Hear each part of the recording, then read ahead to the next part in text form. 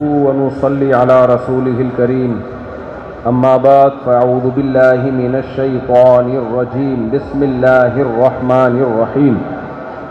آپ لوگ خاموش ہوں گے تو میں بات چیت شروع کروں گا۔ Cap silent please. اگر آپ بولتے رہیں گے تو پھر میں کہاں بولوں گا۔ ماشاءاللہ سب سے پہلے آپ لوگوں کا، بنگلہ دیش والوں کا بہت شکر گزار ہوں۔ ہمارے پاکستان میں ایک صوبہ ہے خیبر پختونخوا، وہاں من حیث القوم علماء سے بہت عقیدت اور محبت دیکھنے کو ملتی ہے۔ ویسے تو سب محبت کرتے ہیں لیکن من حیث القوم اسی طرح کا ماحول مجھے یہاں بنگلہ دیش میں نظر آ رہا ہے۔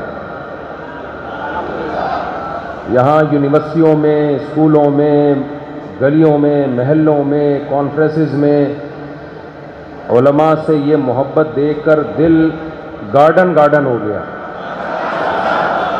ایک تو باغ باغ ہوتا ہے نا، انگلش میں گارڈن گارڈن ہوتا ہے۔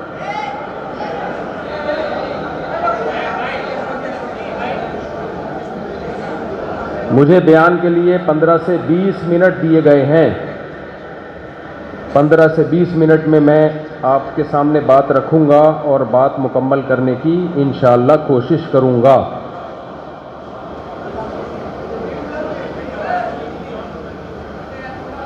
دیکھو بھائی، بنگلہ دیش کی آبادی 18 سے 20 کروڑ تک آفیشلی کہا جاتا ہے کہ مسلمان ہیں۔ مسلمانوں کا ایک بہت بڑا کنٹری ہے۔ مجھے بڑی خوشی ہوئی، یہاں چھٹی بھی جمعے کے دن ہوتی ہے، اس لیے کہ مسلمان جمعے کو چھٹی چاہتے ہیں۔ اتنی بڑی تعداد میں انفلوئنس ان کا علماء کا اتنا زیادہ ہے۔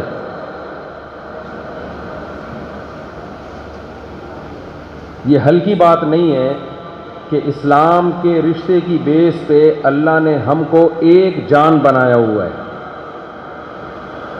اگر اس پروگرام میں آپ کسی گلوکار کو بلاتے، ایکٹریس کو بلاتے تو شاید یہ محبت کے جذبات دیکھنے کو نہ ملتے۔ میں تو علماء کی جوتیوں کی خاک کے برابر بھی نہیں ہوں، لیکن ایک نسبت ہے تو آج اس نسبت کی محبت آج ماشاءاللہ نظر آ رہی ہے۔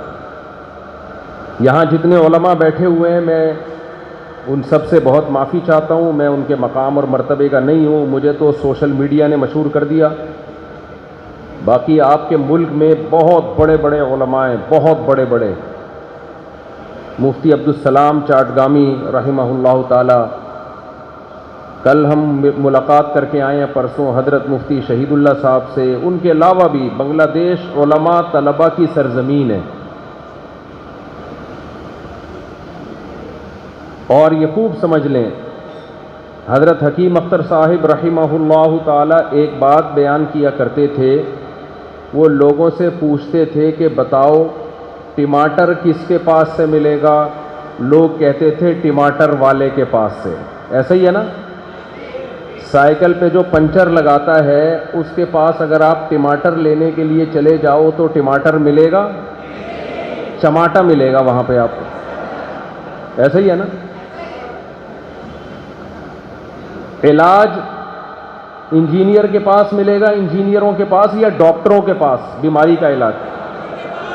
آپ اپنی گاڑی لے کر گئے کسی میکینک کے پاس، گاڑی خراب ہو گئی تھی، میکینک نے وہ گاڑی ٹھیک کر دی، آپ بڑے خوش ہوئے۔ کل آپ کا گردہ خراب ہوا، آپ اسی میکینک کے پاس پہنچ گئے کہ میرا گردہ بھی ٹھیک کر دے۔ میکینک کہے گا بھائی میں نے گاڑی ٹھیک کی ہے، آپ کہو یار جو بندہ گاڑی ٹھیک کر سکتا ہے وہ میرا گردے کا پنچر بھی لگا سکتا ہے، گاڑی میرا گردہ بھی ٹھیک کر سکتا ہے۔ ایسی باتیں اگر آپ کرو گے تو واجب الچماٹ ہوگے کہ نہیں ہوگے؟ اردو میں چماٹ کا مطلب تو پتہ ہے نا، چماٹا۔ ایک ہوتا ہے واجب القتل، ایک ہوتا ہے واجب التعزیر، تعزیر جس پر لگائی جاتی ہے سزا۔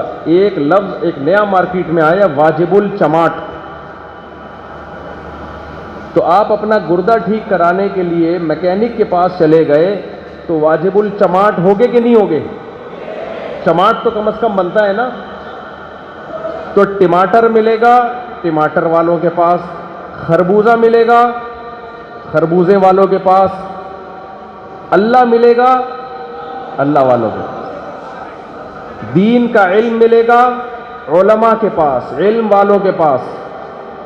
یہ اس زمانے کا بہت بڑا فساد ہے کہ جو جس کام کا اہل نہیں ہے اسے وہ کام سونپا جا رہا ہے، اس کو وہ کام دیا جا رہا ہے. دیکھو ہم علماء کے محتاج کیوں ہیں؟ جب تک آپ کا تعلق یہاں بنگلہ دیش میں فرقواریت بھی نہیں، بہت کم ہے، نہ ہونے کے برابر. 99.9% علماء فقہ حنفی کو فالو کرتے ہیں صدیوں سے، جب سے اسلام آیا ہے. 700 سال پہلے کہتے ہیں یہاں بنگلہ دیش کے لوگ مسلمان ہوئے تھے، پوری قوم کنورٹ ہوئی تھی ہندو مذہب سے اسلام کی طرف، اور اس وقت سے لے کے آج تک بنگلہ دیش کے لوگوں نے اسلام کو سینے سے لگایا ہوا ہے، مضبوطی سے تھاما ہوا ہے. تو اسے تھام کے رکھنا ہے. فرقواریت پتہ ہے آپ کی سوسائٹی میں کیسے آئے گی؟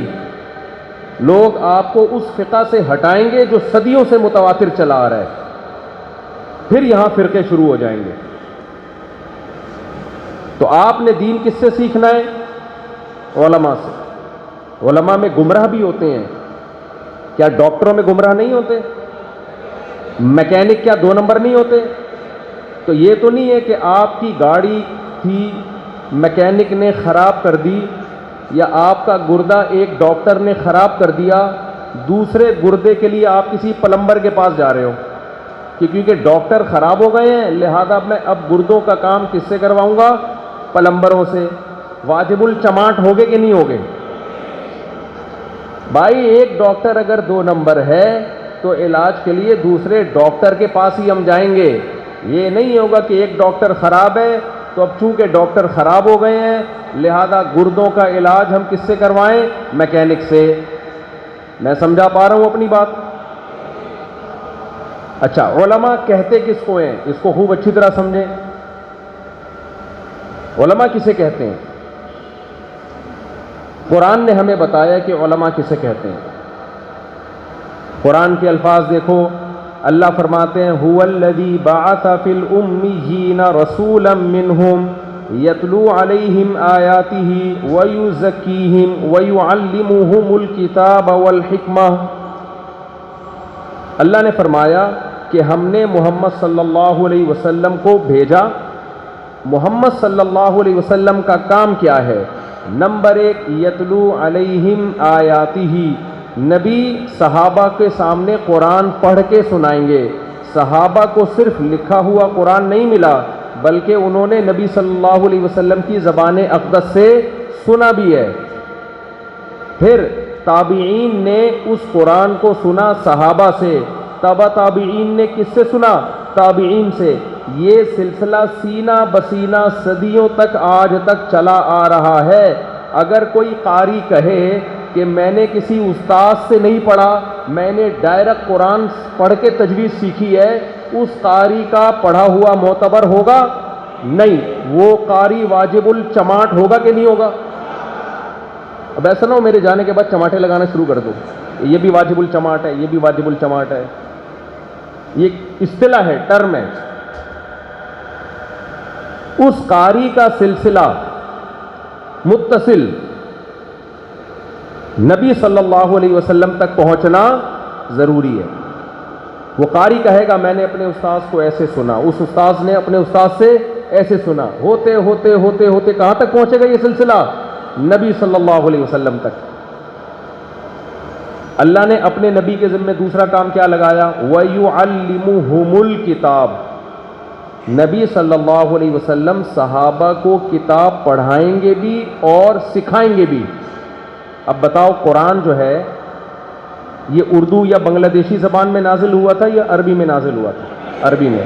اور صحابہ کی مدر لینگویج کون سی تھی؟ عربی تھی. تو ان کو کیا ضرورت تھی کہ نبی ان کو قرآن سکھائیں؟ بھائی قرآن تھا وہ پڑھ کے سیکھ جاتے.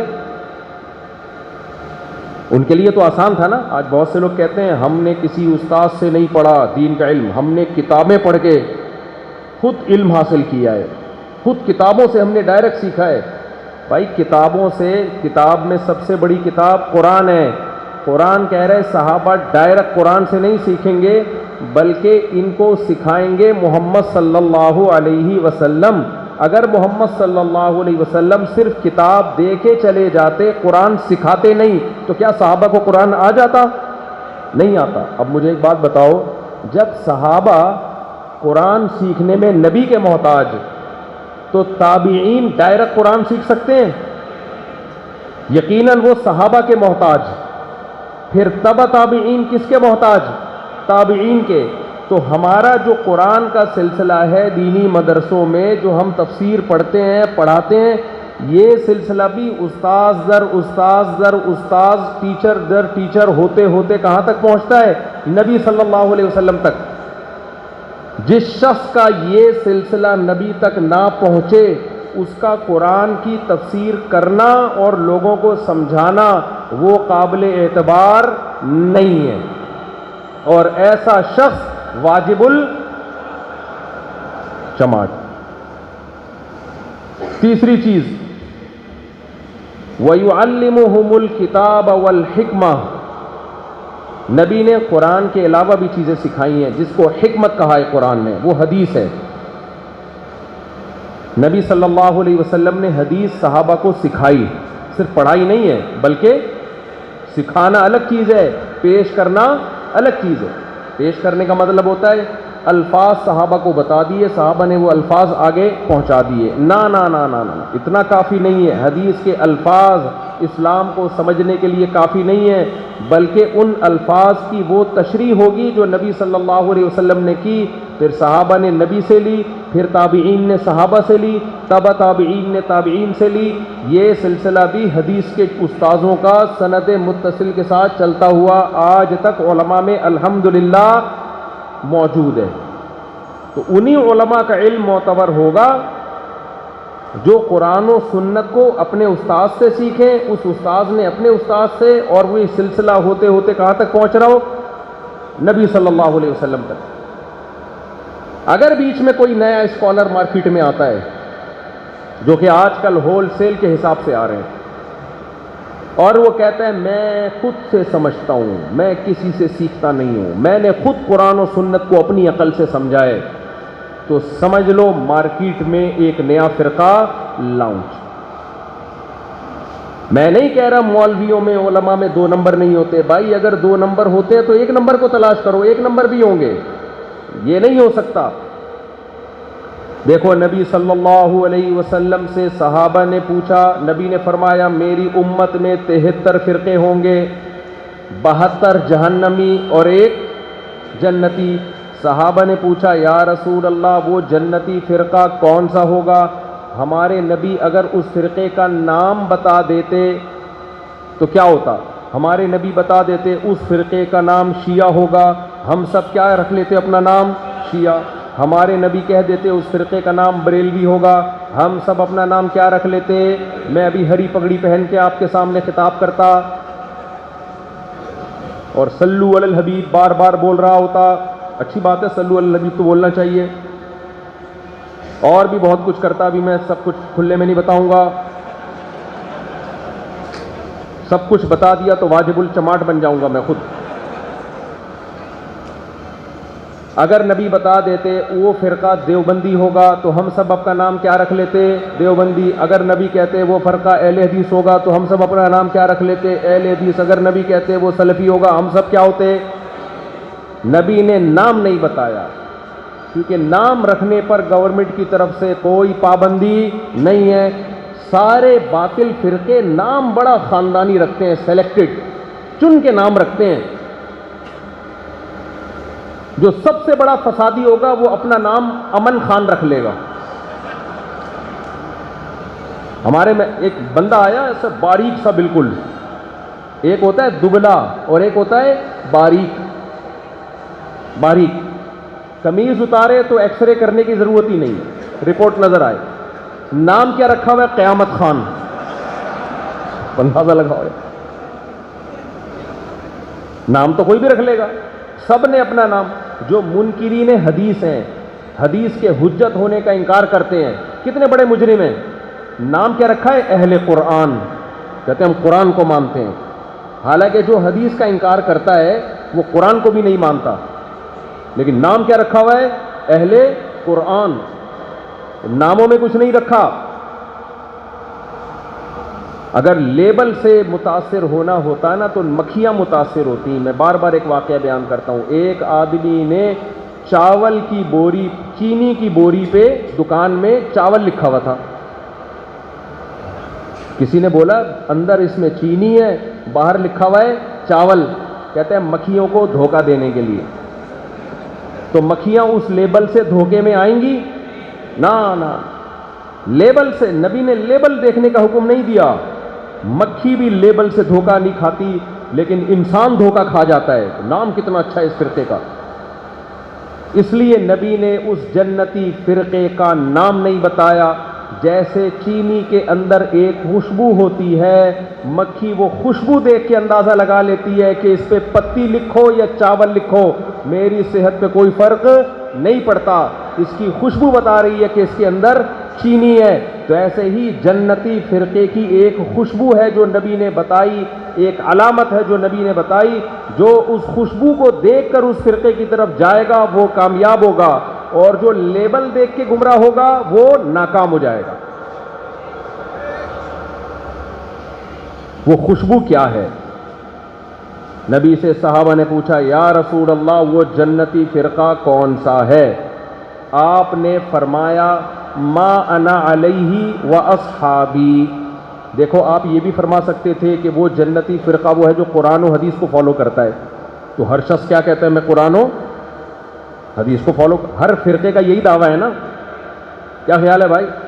ہر فرقہ کہتا ہے میں صرف قرآن اور حدیث کو مانتا ہوں, اور اس کے نام پہ پوری امت کے خلاف فتوے دیے جا رہے ہیں. 3 طلاقوں کو 1 قرار دیا جا رہا ہے, حالانکہ کہیں بھی قرآن و حدیث میں 3 1 نہیں ہے,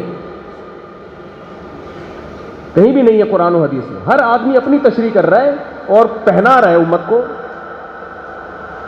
آیتوں کے نمبر یاد کیے ہوئے, حدیثوں کے نمبر یاد کیے ہوئے, اس حدیث کا مفہوم کیا ہے, صحابہ نے اس حدیث کا کیا مطلب سمجھا, اس سے کوئی سروکار ہی نہیں ہے.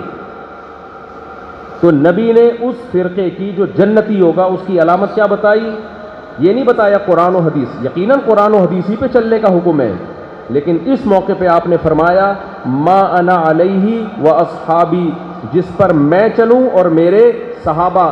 کیا مطلب؟ قرآن کی وہ تشریح جو مجھ سے, میری حدیثوں سے میچ نہ کرتی ہو, میرے عمل سے میچ نہ کرتی ہو, قرآن کی وہ تشریح قابل قبول نہیں ہے.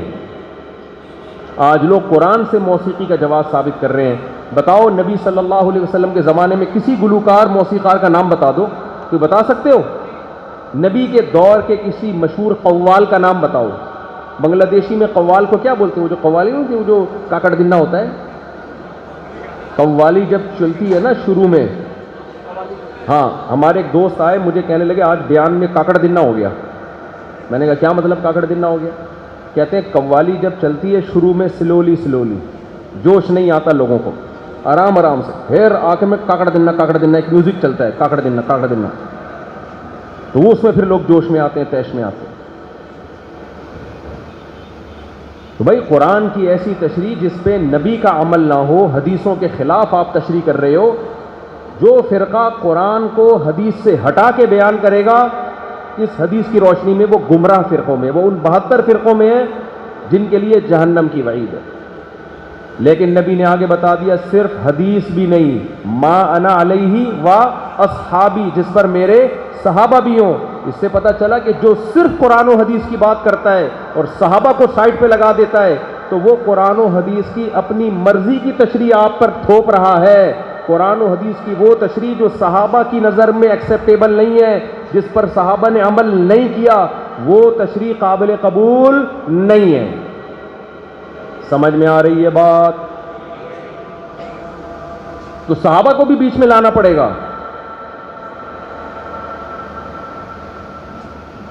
ہاں اگر صحابہ میں ہی پھر کچھ مسائل میں اختلاف ہے، صحابہ کرام میں ہی اختلاف ہے، ایک نے ایک حدیث کی یہ تشریح کی، دوسرے نے دوسرے حدیث کی دوسری تشریح کی، پھر دونوں تشریحات کو، دونوں باتوں کو ہم اللہ کی نظر میں درست مانتے ہیں۔ صحابہ کرام کے سامنے رفع الیدین کرنے کی حدیثیں بھی تھیں، نہ کرنے کا عمل بھی تھا، کچھ صحابہ نے کیا کچھ نے نہیں کیا، ہم دونوں کو کیا سمجھتے ہیں؟ بولو ٹھیک۔ لیکن 3 طلاقوں کے مسئلے میں کسی ایک صحابی نے 3 طلاقوں کو ایک نہیں کہا، کسی ایک صحابی سے ثابت نہیں ہے کہ رمضان آیا ہو اور مسجد میں 8 رکعت تراویح کسی صحابی نے پڑھی ہو۔ حضرت عمر کی جو روایت ہے اس پہ میں کلام کر چکا ہوں، جو 8 حضرت عمر سے، میں بھی اختلافی مسائل چھیڑنے نہیں آیا یہاں پہ، میں صرف آپ کو یہ اصول بیان کرنے کے لیے آیا ہوں کہ وہ آج گمراہی اسی بیس پہ پھیل رہی ہے، ہر شخص اسکالر بنا ہوا ہے اور مجتہدین، ائمہ مجتہدین اسلاف کو سائڈ پہ لگا کے اپنی مرضی کی تشریح تھوپ رہا ہے، اور نام بڑے اچھے رکھ لے گا اپنے فرقے کے، نام بڑے اچھے رکھ لے گا۔ میں نے ایک صاحب سے کہا حضرت عبداللہ بن عباس تو، ابھی میں کیا جزیات میں جاؤں، بات لمبی ہو جائے گی، اسلاف کو صحیح معنوں میں سمجھائے ائمہ اربعہ نے، امام ابو حنیفہ، امام مالک، امام شافعی، امام احمد بن حنبل، تبھی 99% امت نے ان کو فالو کیا ہے۔ برما میں جب میرا سفر ہوا وہاں بھی مجھے فرقواریت نظر نہیں آئی، کوئی فرقہ نہیں ہے۔ میں نے کہا آپ کے اندر فرقواریت پیدا ہوگی نام نہاد اسکالرز جب آئیں گے نا اور اپنی طرف سے قرآن و سنت کی تشریح پیش کریں گے تو پھر یہاں سے فرقواریت کا آغاز ہو۔ تو وہ علم معتبر ہے جو صحابہ نے نبی سے سیکھا اور تابعین نے صحابہ سے سیکھا، تبع تابعین نے تابعین سے سیکھا اور صدیوں تواتر کے ساتھ چلتا ہوا امت تک پہنچا۔ یہی فرقہ ہے جس کے بارے میں نبی نے فرمایا جنتی، اور مشکات کی حدیث ہے آپ صلی اللہ علیہ وسلم نے فرمایا کہ فتنوں کے وقت میں عامت المسلمین، جماعت المسلمین کو لازم پکڑو۔ کیا مطلب؟ جمہور امت سے ہٹنے کی کوشش مت کرو۔ امت کا جمہور ایک طرف جا رہا ہے، آپ ایک دوسری رائے مارکیٹ میں لے کر آ رہے ہیں۔ تو اس لیے یہاں مجھے دینی ماحول دیکھ کر بہت خوشی ہو رہی ہے، اور مجھے ڈر یہ ہے کہ جیسے پاکستان کا بیڑا غرق ہوا ہے نا، آپ کا بھی ایسا بیڑا کہیں غرق نہ ہو جائے۔ ہمارا بیڑا غرق کیوں ہوا؟ وہاں نام نہاد اسکالر پیدا ہوئے، انہوں نے عوام کو علماء سے کاٹ دیا، اور وہ علماء جو 2 نمبریاں کر رہے ہیں ان کو ہائی لائٹ کیا کہ دیکھو یہ مولوی 2 نمبر، یہ مولوی 2 نمبر، یہ مولوی 2 نمبر، یہ مولوی 2 نمبر۔ تو میڈیا پہ لوگوں کا ذہن یہ بنایا کہ مولانا ہوتے ہی 2 نمبر ہیں، حالانکہ جہاں 2 نمبر مولانا ہے ہول سیل کے حساب سے 1 نمبر بھی الحمدللہ موجود ہیں۔ نبی صلی اللہ علیہ وسلم نے فرمایا العلماء ورثۃ الانبیاء، صحیح حدیث ہے، علماء انبیاء کے وارث ہیں۔ نبی صلی اللہ علیہ وسلم نے فرمایا، جی نبی صلی اللہ، میں نے کہا شاید یہ کہہ رہے ہیں کہ کیا کہہ رہے ہیں، چارج کر لیں؟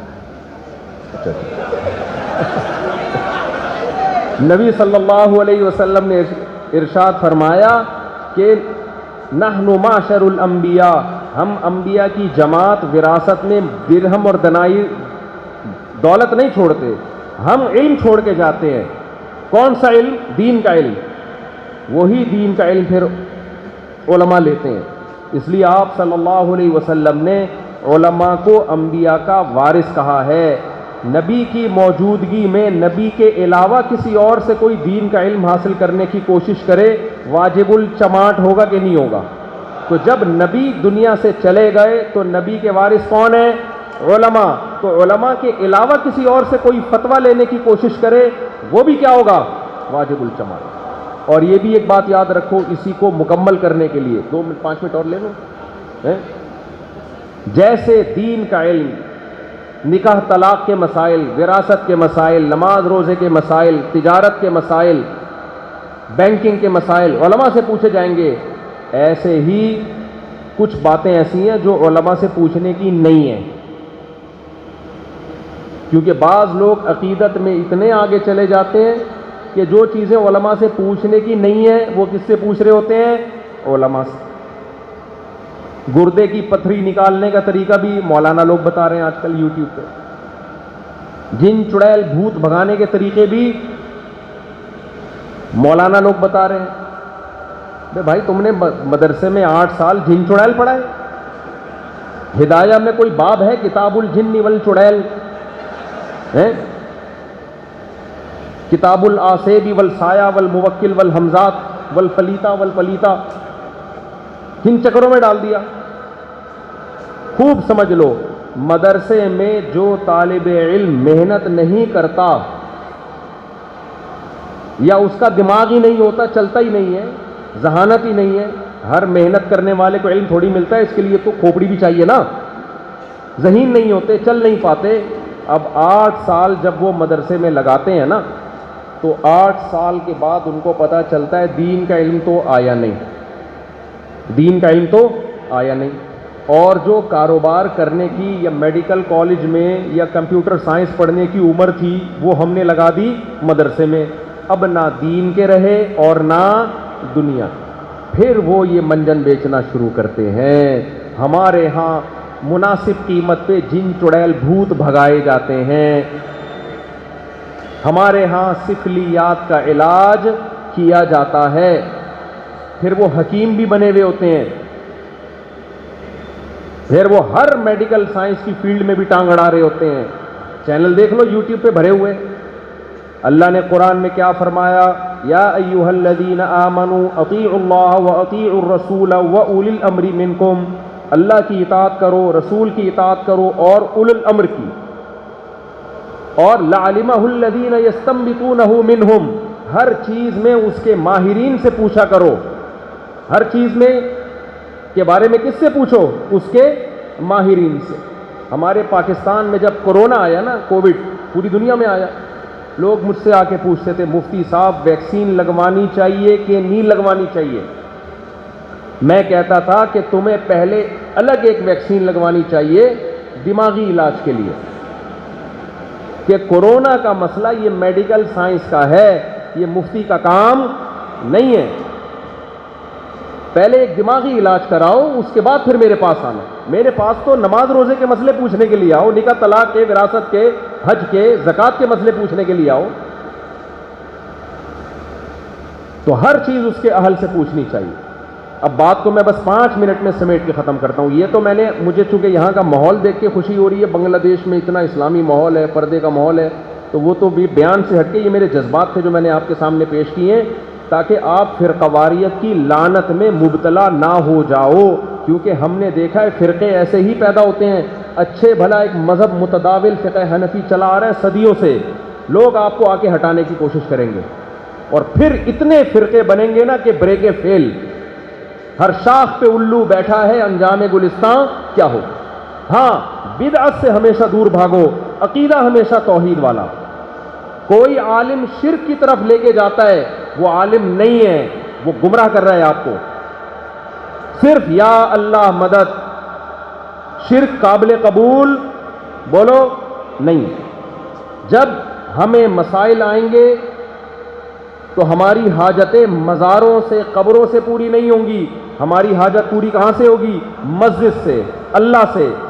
صرف یا اللہ مدد کا نعرہ، یا اللہ مدد کے علاوہ کوئی نعرہ قابل قبول نہیں۔ نمبر 2، بدعت کے کبھی قریب نہیں پھٹکنا ہے۔ ہم لوگوں میں بدعتیں بہت آ گئی ہیں، اب میں ان کی ڈیٹیل میں جاؤں گا تو وقت لگے گا۔ بھائی کسی بھی عمل کا قرآن و سنت سے ثبوت ہونا چاہیے، صحابہ سے ثبوت ہونا، یہ تھوڑی کہ کچھ بھی اٹھا کے۔ بہت سے لوگوں نے اپنی ہر بدعت امام ابو حنیفہ کے کھاتے میں لا کے بیچاروں کے کھاتے میں ڈال دی ہے۔ بدعت سے اپنے آپ کو بچاؤ۔ باقی فروعی اختلافی مسائل میں چاروں امام برحق ہیں، سب نے قرآن و سنت کو فالو کیا ہے۔ ہم امام ابو حنیفہ کو فالو کرتے ہیں، اس امت میں میجورٹی نے امام ابو حنیفہ کو فالو کیا، 30% نے امام شافعی کو فالو کیا، بہت بڑے مجتہد تھے، امام ابو حنیفہ کے شاگرد تھے وہ۔ 17% نے امام مالک کو فالو کیا، 2% نے امام احمد ابن حنبل کو فالو کیا. تو جب تک امت اس طرح سے فالو کرتی آ رہی تھی صحیح ٹریک پر تھی, آپس میں ایک دوسرے کے پیچھے نماز بھی پڑھتے تھے, ایک دوسرے کو احترام بھی کرتے تھے, اور ایک دوسرے کی نمازوں میں فرق ہونے کے باوجود درست سمجھتے تھے. جب سے امت میں مجتہدین نام نہاد پیدا ہوئے ہیں نا, اس وقت سے امت کا بیڑا غرق. ہر شخص نے ایک نیا مفتی بنا ہوا ہے, نیا مسئلہ بتا رہے ہیں مارک, اس سے آپ کا اتحاد ٹوٹ جائے گا. تو پہلا ہے عقیدہ توحید, اس پہ کوئی کمپرومائز بولو نہیں. یا ایھا الناس انتم الفقراء الی اللہ واللہ هو الغنی الحمید. اللہ کہتے ہیں اے لوگو تم سب کے سب فقیر ہو اللہ کے در کے. تمام پیغمبر, تمام صحابہ, تمام تابعین, تمام بزرگان دین کس کے در کے فقیر ہیں؟ اللہ کے. عقیدہ توحید پہ کوئی کمپرومائز نہیں ہے. نمبر 2, اللہ نے قرآن میں ہمیں کیا حکم دیا؟ ان تجتنبوا کبائر ما تنہون عنہ نکفر عنکم سیئاتکم. کبیرہ گناہوں سے بچو گے تو میں چھوٹی موٹی خطائیں معاف کر دوں گا. کبیرہ گناہ کیا ہے یہ بھی قرآن نے بیان کر دی ہے. بہت آسان ہے اسلام بھائی. آپ آدھے سے زیادہ مسلمان تو مجھے ویسے ہی نظر آ رہے ہو, آپ لوگ شکلوں سے لگ رہا ہے ماشاءاللہ سارے. یونیورسٹی میں میرا بیان ہوا, میں نے کہا یہاں کا تو ماحول ہمارے مدرسوں جیسا ماحول ہے. اب پتہ نہیں ہو سکتا ہے مجھے یونیورسٹی کے نام پہ کسی مدرسے میں نہ لے گئے ہوں. بچیاں پردوں میں بیٹھی ہوئی ہیں الگ, مرد سارے نیک شریف شرفا قسم کے ہیں. بس ایک 4 شادیوں کی کمی ہے. اچھا لوگ مجھے کہتے ہیں بنگلہ دیش میں پہلے ہی اتنی آبادی ہے, 4 شادیاں کریں گے تو آبادی تو اور بڑھ جائے گی. پہلی بات یہ بتا دوں, جب بھی کسی ملک میں آبادی بڑھتی ہے نا تو وہ آبادی بارڈر توڑ کے باہر نکلتی ہے. سمجھ رہے ہو؟ یہی وجہ ہے کہ پوری دنیا میں آپ کو بنگلہ دیش کے لوگ نظر آئیں گے, اٹلی میں, سعودیہ میں, قطر میں, جاپان میں, ہر جگہ. اس سے فائدہ کیا ہوتا ہے؟ ریمیٹنس آتا ہے. بنگلہ دیش کی جو اکانومی ہے, میں نے یہاں لوگوں سے معلومات لی, کہتے ہیں باہر دنیا میں جو کمانے کے لیے گئے ہوئے نا وہاں سے بہت پیسہ آتا ہے. ایک بات. دوسری بات یہ کہ 4 شادیوں سے آبادی بڑھتی نہیں ہے, کم ہوتی ہے. یہ بھی ایک بات بتاؤں آپ, کیسے کم ہوتی ہے یہ بتا دوں آپ کو میں. آبادی آدمیوں سے نہیں بڑھتی, آبادی ہمیشہ عورت سے بڑھتی ہے. ایک عورت کے اگر 5 بچے ہو رہے ہیں اور کسی ملک میں 50 لاکھ عورتیں ہیں تو ہر عورت کے اگر 5 بچے ہوں گے تو 50 کو 5 سے ضرب دے دو, کتنی زیادہ آبادی بڑھ جائے گی. لیکن یہ 50 لاکھ عورتیں, ان میں 4 عورتیں ایک مرد کی بیوی بن جائیں تو پھر فی عورت جو گروتھ ریشو ہے وہ 5 کا رہے گا نہیں, وہ کم ہو جائے گا. اس لیے 4 شادیاں سے آبادی کم ہوتی ہے, بڑھتی نہیں ہے. ہاں آپ کی نسل بڑھتی ہے, یعنی آبادی گروتھ ریشو کم تو ہوگا لیکن جتنی ہوگی آپ کی. بہت مشکل ہے سمجھانا. نہیں آئے آپ کی؟ آ گیا؟ دوبارہ سمجھا, فارمولہ دے کے جا رہا ہوں. فارمولہ دیکھو, اس کی ایک مثال ہے. آپ لوگ کیا جمشید صاحب ہوتے ہیں؟ اچھا معذرت کے ساتھ, جمشید کی میں اکثر مثالیں دیتا ہوں. دیکھو ایک علاقے میں 4 آدمی ہیں, ایک کا نام جمشید, ایک کا نام غفار, ایک کا نام سلیم, ایک کا نام وسیم. ٹھیک ہے, 4 آدمی ہیں اور 4 ہی عورتیں ہیں. کتنی عورتیں ہیں؟ 4 عورتیں. ان 4 عورتوں کی ان 4 آدمیوں سے شادی ہو گئی, ہر ایک کے 5 بچے ہو گئے. تو آبادی میں کتنے بچوں کا اضافہ ہوا؟ 20 بچوں کا اضافہ ہو گیا. لیکن جمشید کے کتنے بچے ہیں؟ 5. جمشید کی اپنی نسل 5 سے زیادہ بولو نہیں بڑھی, لیکن قوم کی نسل کتنی ہو گئی؟ بچے 20 پیدا ہو گئے. لیکن یہ 4 کی 4 اگر اکیلا جمشید کر لے ان سے شادی, اور وہ 3 چھڑے چھاٹ گھومتے رہیں, ان کو مل ہی نہیں رہی نا. جب محلے میں 4 تھی, 4 پہ جمشید نے قبضہ کر لیا. بھائی کو جمشید ہے اس کو پکڑ کے رکھو, قبضہ نہ کر لے گئے. تو جمشید نے ان 4 سے کر لی. اب پہلی بات تو یہ کہ ہر ایک سے 5 پیدا نہیں ہوں گے، اس کے لیے تپڑ چاہیے جو جمشید اکیلے میں ہے نہیں، نیچرلی کم ہو جائے گا گروتھ ریشو۔ اب بچے 20 کے بجائے پیدا ہوں گے 10، تو گروتھ ریشو بڑھے گا نہیں، کم ہوگا، لیکن یہ 10 کے 10 ہوں گے کس کے؟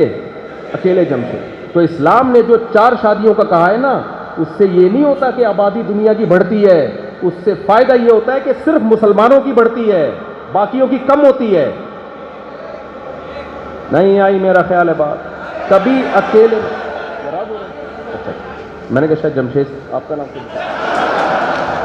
تو کبھی اکیلے میں بیٹھ کے غور کرنا، یہ جو اسلام نے کہا ہے نا زیادہ شادیوں کا، اس کا ایک تو عورت کو فائدہ ہے، عورت اپنے سے اچھے سے کرے گی نکاح، وہ کمتر سے کرے گی نہیں۔ دوسرا فائدہ یہ ہوگا کہ جو زیادہ نکاح کرے گا نسل اس کی بڑھے گی، باقی اوور آل دنیا کی آبادی کا ریشو بڑھے گا نہیں زیادہ، اس کا گروتھ ریشو کم ہوگا، یعنی جتنی اسپیڈ سے بڑھنا چاہیے وہ اسپیڈ سلو ہو جائے گی، لیکن ہوگی یہ کہ جو کرے گا نسل اسی کی بڑھے گی۔ تو یہ تو درمیان میں ایک جنرل نالج کی بات آ گئی تھی جو بیان سے ہٹ کے، میں بس جلدی سے بیان کو کمپلیٹ کرتا ہوں۔ کیا بول رہے ہیں بھائی؟ اچھا خیر، تو بھائی سب سے پہلی بات توحید پہ کوئی کمپرومائز نہیں ہوگا۔ دوسرے نمبر پہ کبیرہ گناہ میں سب سے بڑا گناہ نماز کا جان بوجھ کر قضا کر دینا۔ آج سے سب عزم کرو، کچھ بھی ہو جائے، زمین آسمان ادھر سے ادھر ہو جائے، ہم نے کبھی بھی نماز ضائع نہیں کرنی۔ یہاں بیان میں خواتین بھی ہیں، وہ ہو خواتین بھی ہیں، مجھے تو 4 شادیوں کی بات نہیں کرتا جہاں خواتین ہوتی ہیں، مجھے پہلے بتا دو۔ خواتین بازار جاتی ہیں شاپنگ کے لیے، کہیں رشتہ داروں سے ملنے کے لیے جاتی ہیں، نمازیں قضا ہو جاتی ہیں۔ نا نا نا، نماز کا پتہ ہی سفر میں چلتا ہے کہ آپ کتنے پکے نمازی ہیں۔ زمین آسمان ادھر سے ادھر ہو جائے، جو ہماری بہنیں بیان سن رہی ہیں، جو لوگ بیان سن رہے ہیں، عزم کریں کسی صورت میں کبھی نماز قضا نہیں کریں۔ کبیرہ گناہوں کی فہرست میں زنا، آج سوسائٹی میں زنا بہت تیزی سے پھیل رہا ہے۔ قرآن کہتا ہے لا تقربوا الزنا، زنا کرنا تو دور کی بات، زنا کے قریب بھی مت پھٹکو۔ زنا کے قریب کیسے؟ آپ کے موبائل میں جتنی لڑکیوں کے نمبر ہیں جو آپ نے جمشید کے نام سے سیو کیے ہوئے ہیں اور سلیم کے نام سے، وہ سارے نمبر کیا کر دو؟ ڈیلیٹ۔ پھر میں کہوں گا میرا بنگلہ دیش آنے کا فائدہ ہوا ہے، پھر میں کہوں گا بھائی فائدہ۔ اللہ نے عورت کی طرف پہنچنے کا راستہ نکاح کے علاوہ سارے راستے اللہ نے کیا کر دیے؟ اسلام میرج سسٹم پہ بلیو کرتا ہے، فزیکل ریلیشن وداؤٹ میرج یہ گدھے گھوڑوں کا کام ہے، یہ کتے بلوں کا کام ہے۔ مجھے بتاؤ گدھا اور گدھی کی شادی ہوتی ہے؟ فزیکل ریلیشن ہوتا ہے خالی، تبھی ان سے جو نسل پیدا ہوتی ہے وہ خاندان آباد نہیں ہوتا۔ جب گدھی کے بچہ ہوتا ہے تو کوئی کہتا ہے کہ وہ فلاں اس کا ماموں ہے وہ گدھا، یہ اس کا چاچا لگتا ہے، یہ اس کی پھپھو لگتی ہے، کوئی کہتا ہے؟ گدھوں کے خاندان نہیں ہوتے، کیونکہ فزیکل ریلیشن ہوتا ہے وداؤٹ میرج۔ خاندان شادی سے آباد ہوتے ہیں، زنا سے آباد نہیں ہوتے۔ آج سے توبہ کرو، پہلے بھی انشاءاللہ بچتے ہوگے آپ، کبھی زنا کے قریب بھی نہیں پھٹکیں گے۔ تیسری چیز اور آخری چیز، ہماری سوسائٹی میں کیونکہ ہم مغربی دنیا سے متاثر ہیں، ہماری یونیورسٹیاں، ہمارے نوجوان کہاں سے متاثر ہیں؟ مغرب سے۔ ان کی ترقی دیکھ کر بہت ساری چیزیں جو ان میں غلط تھیں وہ بھی ہم نے اڈاپٹ کرنا شروع کر دی۔ اس میں سب سے بڑی تباہی جو ہماری سوسائٹی میں آئی ہے وہ قطع رحمی، رشتے توڑنا۔ ان لوگوں کے ہاں خونی رشتوں کی، بلڈ ریلیشن کی کوئی ویلیو نہیں ہے۔ اسلام بلڈ ریلیشن کو تمام رشتوں پر ترجیح دیتا ہے، اور بلڈ ریلیشن میں سب سے پہلے آپ کی ماں اور آپ کا باپ۔ میرے بھائی، ہمارے لیے نبی صلی اللہ علیہ وسلم سے پوچھا گیا اکبر الکبائر کیا ہیں، یعنی کبیرہ گناہوں میں بھی سب سے بڑا گناہ، ان میں بھی جو کبیرہ ہیں، اس میں آپ نے فرمایا عقوق الوالدین، والدین کی نافرمانی، ان کو ستانا۔ تو اس لیے آپ کی جنت بھی آپ کے والدین، آپ کی جہنم بھی آپ کے والدین. یہ چند باتیں آپ کی خدمت میں پیش کرنی تھیں. اللہ سے دعا ہے اللہ مجھے بھی ان پر عمل کی توفیق دے اور آپ سب کو بھی ان پر عمل کی توفیق دے. اور مجھے آپ لوگوں نے تمیز سے نکلنے دینا ہے. اندھی عورت تھی، اس کے بچہ نہیں ہو رہا تھا، ایک دن بچہ ہوا، نظر تو آ نہیں رہا تھا، اس نے چوم چوم کے جان سے مار دیا اس کو. تو عقیدت محبت میں ماشاءاللہ لوگوں کے، میں تو اس قابل نہیں ہوں، اللہ نے ستاری کا معاملہ کیا ہوا ہے، میں اس قابل نہیں ہوں. لیکن جو کراؤڈ یہاں پہ جو جس طرح سے لوگ ٹوٹ رہے ہیں، میں سنگل پسلی آدمی ہوں. مجھے کئی دفعہ خطرہ ہوا کہ میں دب کے انا للہ نہ ہو جائے میرا. تو اس لیے مجھے محبت کے ساتھ تمیز کے ساتھ نکلنے دینا. سب کو میری طرف سے ہول سیل کے حساب سے السلام علیکم. تو سب کا مصافحہ بھی ہو گیا، آپ کی زیارت بھی ہو گئی. اب ذرا ہمیں تمیز سے خاندانی طریقے سے نکلنے دیں.